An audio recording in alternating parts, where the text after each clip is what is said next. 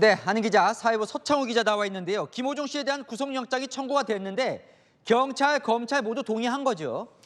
네, 경찰은 오늘 김호중 씨에 대해 구속영장을 신청했고 검찰은 바로 법원에 영장을 청구했습니다. 구속영장 청구 요건 가운데 혐의의 중대성과 도주 우려, 증거인멸 가능성이 있죠. 이런 점을 놓고 봤을 때 경찰은 김 씨의 사고로 인해 사람이 다친 데다 현장에서 도주했고 사건 관련자들끼리 말을 맞추는 등의 우려가 있다고 본 겁니다. 또 김 씨의 구속영장 청구 배경엔 김 씨가 술을 마신 양과 관련해 수사에 비협조적이라는 게 작용했다는 분석도 나옵니다. 그런데 조금 더 들여다보면요. 김 씨에게 적용된 혐의 중에 가장 중요한 두 가지라고 꼽혔던 증거인멸 교사와 음주운전 혐의가 빠졌습니다. 이건 김호중 씨 뜻대로 가는 거 아니에요? 네, 저희는 어제 전문가의 의견을 토대로 모두 7가지 혐의가 적용될 수 있다고 했죠. 사고 후 미조치, 도주치상, 범인 도피교사, 증거인멸교사, 위계에 의한 공무집행 방해, 그리고 음주운전과 위험운전 치상 가능성까지 언급을 했었는데요. 이 가운데 증거인멸과 음주운전, 위계에 의한 공무집행 방해죄 혐의는 빠졌습니다. 그리고 범인 도피교사가 아닌 방조 혐의가 적용됐는데요.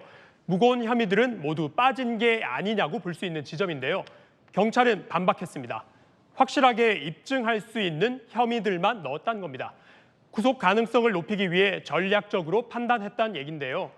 경찰은 특히 위험운전 치상의 경우 음주운전이나 약물 등으로 정상적인 운전이 곤란할 때 처벌하는 것이기 때문에 음주운전 혐의가 녹아 있다고 볼 수 있고 양형 기준이 음주운전 혐의보다 더 세다고 강조했습니다. 김호중 씨가 술을 마셨다고 인정은 했지만 영장심사에서 술 마신 것 자체도 공방이 오갈 수 있을 것 같습니다.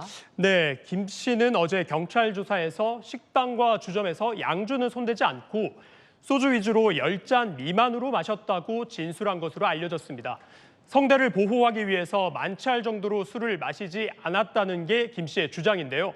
하지만 경찰은 동석자 조사 등을 봤을 때 김 씨가 이보단 더 많이 마신 것으로 보고 있습니다. 그러니까 소주 위주 10잔 미만 이게 지금 이제 주목받는 이유가 그러니까 술을 마신 게 사고와 연관성이 없다라는 부분을 얘기하고 싶은 것 같아요. 그리고 사고를 낸 근거로는 다른 걸 댔습니다. 네, 김 씨의 주장을 보면요. 사고 당시 휴대전화를 자동차에 연결하려다 사고가 발생했다고 주장했습니다. 술에 취해서 사고가 난 게 아니라는 건데요. 이 주장은 지금까지 김 씨 측의 공식 입장 등에는 담기지 않은 내용입니다. 하지만 경찰은 김 씨가 술을 마신 게 사고와 관련이 있다고 보고 있습니다. 앞서 언급했던 것처럼 위험운전 치상 혐의를 적용한 것도 바로 이 때문입니다. 네, 예단이 쉽진 않지만 어떻게 영장이 발부될 것 같습니까? 전문가들 얘기는 어때요? 네, 전문가 의견을 들어봤는데 의견은 분분합니다.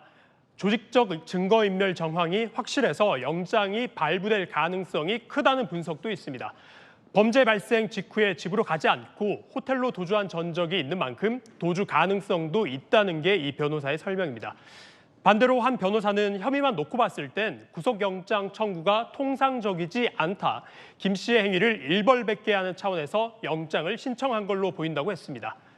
혐의 자체는 무겁긴 한데 피해자가 크게 다치지 않은 점 등이 그 이유라고 설명했습니다. 김 씨의 구속 전 신문 절차는 모레 12시에 진행되는 걸로 조금 전 결정됐는데요. 법원이 어떤 판단을 할지 주목됩니다. 네, 잘 들었습니다. 한은 기자, 서창우 기자였습니다.